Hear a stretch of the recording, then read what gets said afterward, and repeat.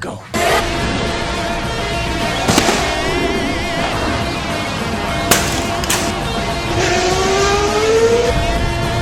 I don't care about your opinion when I'm right. In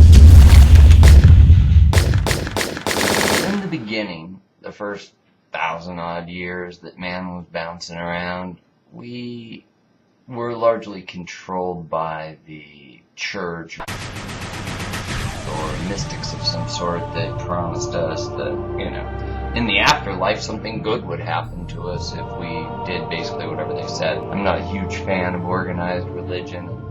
Not a topic we should talk about, but that's just the way it was. The church ran the deal. Eventually people figured out better ways to do things. Mankind evolved into a more civilized situation. And as that happened, we had more time on our hands. We had better farming and better, irrigation and, the number one health, longevity, improvement we've ever had is plumbing. It beats all the medical stuff, all the hell.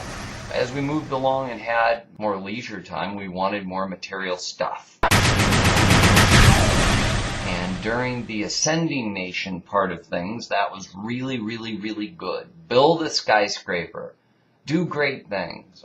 Certainly there were some hurdles along the way. We had bomb shelters and the Vietnam War and protesting. Always problems in the world. But we were an ascending nation. We all fought long and hard to stave off totalitarianism and all be controlled by the government running every aspect of our lives. We were an ascending nation. And now we're not. When you go from a place where it's Apollo 13, failure is not an option. Failure is not an option. Greatness to a descending nation, just a downward spiral. We have 80 million baby boomers. We're an aging population. We're not in an industrial manufacturing base anymore. The United States has lost its way, period. Again, 365 people turn 62 every hour. You're not going to be able to go flip real estate and reinflate yourself out of this bubble.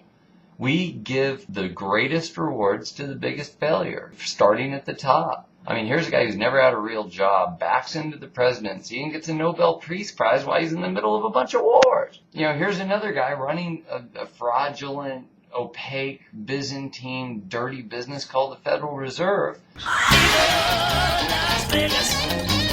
You give Ben Bernanke Man of the Year for saving the economy. Thank God he came and saved the shit. What will we have done?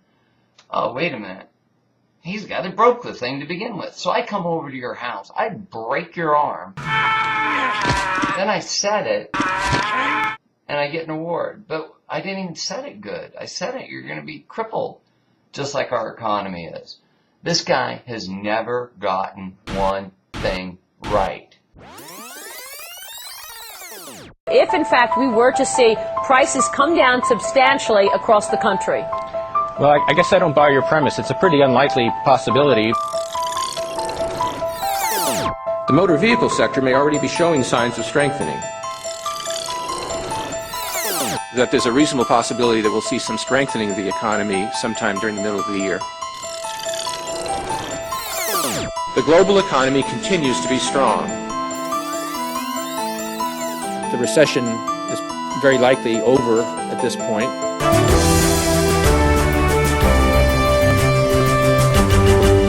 It makes no sense at all. None. It's a negation of logic that you turn around and reward people for failure. Cash for clunkers, loan modification programs, foreclosure, hold off. Does anybody remember any of this stuff? It's like it's only me. It's this economic amnesia that I live in. That I'm the only one that remembers cash for clunkers and loan mods and the new round of this stuff that's starting. It's all starting over again right now. This whole thing is like that movie Groundhog Day to me. We just repeat the same mistakes. Let's just lower rates and give everything away and just get fucking dumber every day.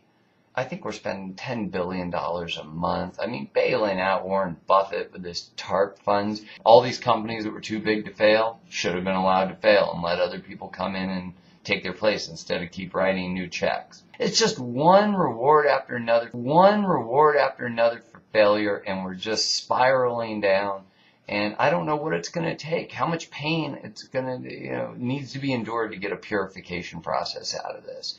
I mean, at some point it has to get bad enough to where we stop and get our arms around the situation, and somebody, a person, a real person, make real decisions and get something real done. And I don't know what it takes to do that. And I don't have high hopes that it'll get done. And I don't know how much longer we can play this extend and pretend. They're not going to prop this country back up.